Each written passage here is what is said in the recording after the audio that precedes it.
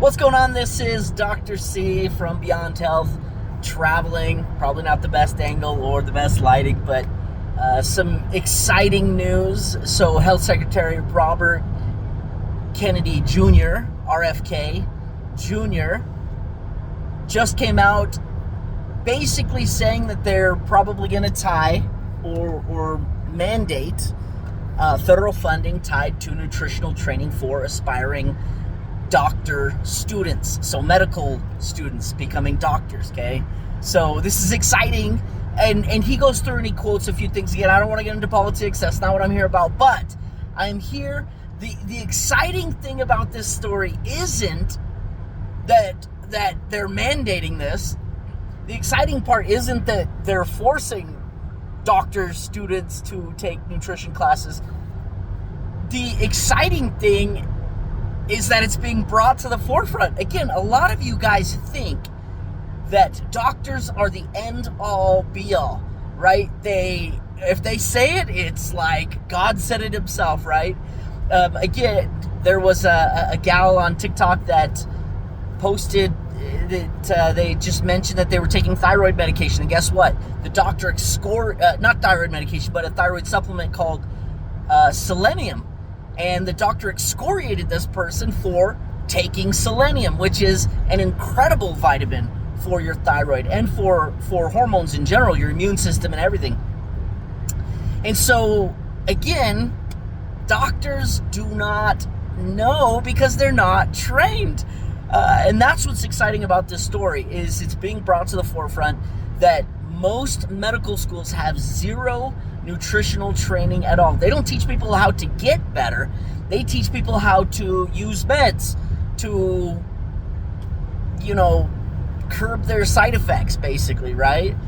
I get so much fear-mongering from doctors on vitamins. Okay, take this selenium, for example, right? Such fear-mongering. Oh my gosh, who told you to take that? Why are you taking that? Oh my gosh, you need to stop right now, right? Okay, I will tell you a true story, okay? So I was approached for some nutritional training from a family who was at their wit's end. They had a child who basically became nonverbal and was staring in a corner all day, every day, okay?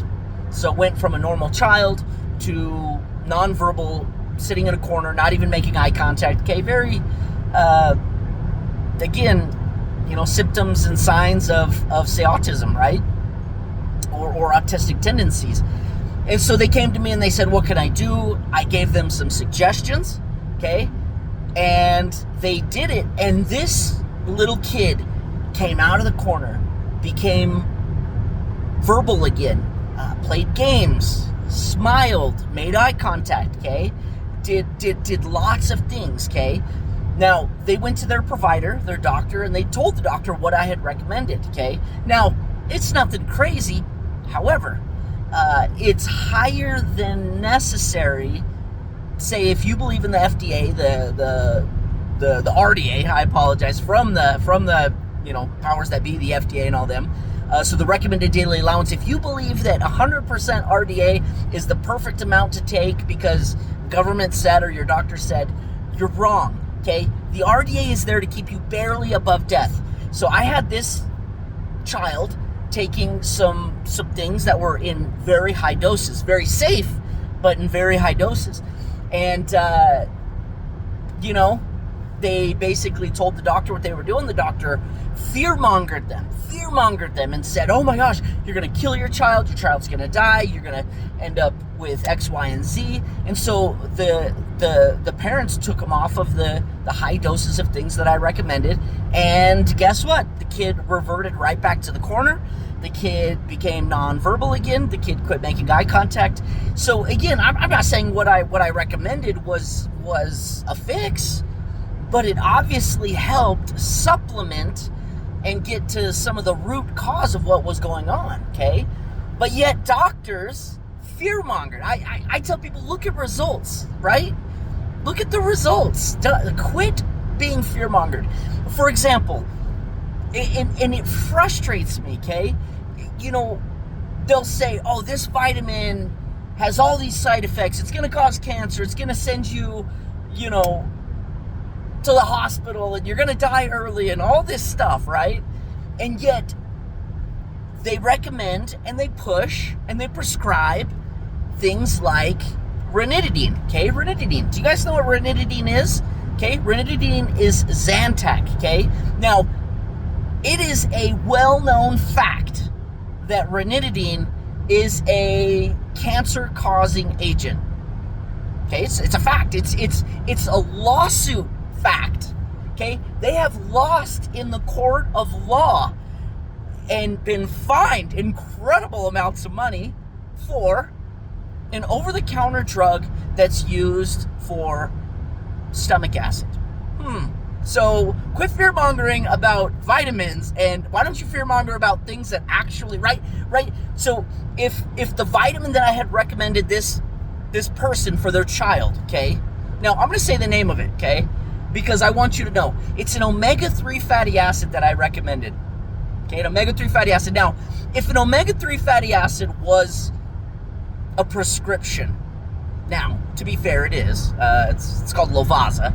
Anyways, but if it was a high-grossing pharmaceutical agent that made tons of money, you would see it on the Super Bowl on an ad, and you would see, 15 seconds of talking about how amazing it is, and then a whole minute and a half on side effects of it causing all sorts of, death and dying and, eyeballs popping out and, bowels exploding and, all sorts of things like that. But guess what? Doctors would push it because, it was on the Super Bowl ad. It's good. It must be good, right? Here's another one. Diphenhydramine, okay? Diphenhydramine. So diphenhydramine is it's an allergy med, okay? So plain and simple, it's a generation 1 allergy med. Now, most people don't use it for allergies because it causes sedation. But what people do use it for is the sedation, okay? It's called ZzzQuil, okay? And they might say something like, I take a baby dose, 12.5 milligrams per night to help me go to sleep, okay? Okay. This is actually known to cause cancer. Okay, diphenhydramine actually shuts down your immune system. It says, now for allergies, it says, hey, ignore all this stuff that's going on. Ignore this inflammation that's caused by local pollen and certain times of the year, things like that.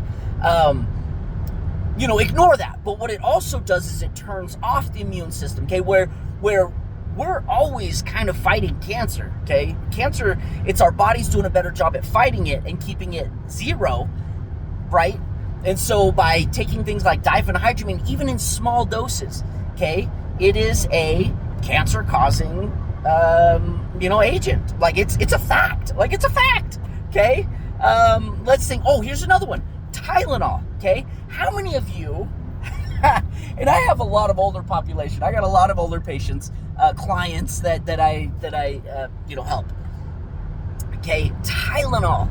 Oh my gosh. Okay, Tylenol actually shuts off and downregulates your glutathione system. Okay, glutathione is the master antioxidant in your body. Okay, and Tylenol screws it all up. So guess what? Like, you start down-regulating glutathione, you start increasing inflammation, you start increasing oxidation, and guess what? You increase the what's called ROS, reactive oxidative species, and that causes all sorts of cell mutation, which then causes. You guys, Tylenol, use sparingly, fine. Diphenhydramine, amen. Glad we have it for certain seasons. Absolutely, okay? Ranitidine, I'm not sure why it's even available.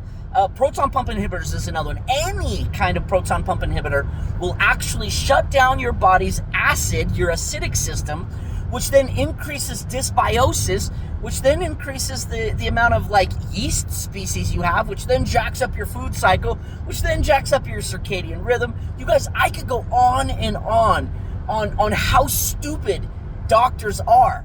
okay? Doctors, okay, I am grateful that we have doctors for emergent medical situations, okay? If I have a heart attack, we have the best emergent care in the world, okay? If I have an appendix that bursts, oh my gosh, bar none, United States. I don't want to be anywhere else, okay? But when it comes to health and wellness and maintaining good health, guess what? This place is, I think, ranked 36th out of all of the first world developing countries. Not developing, but developed countries, okay?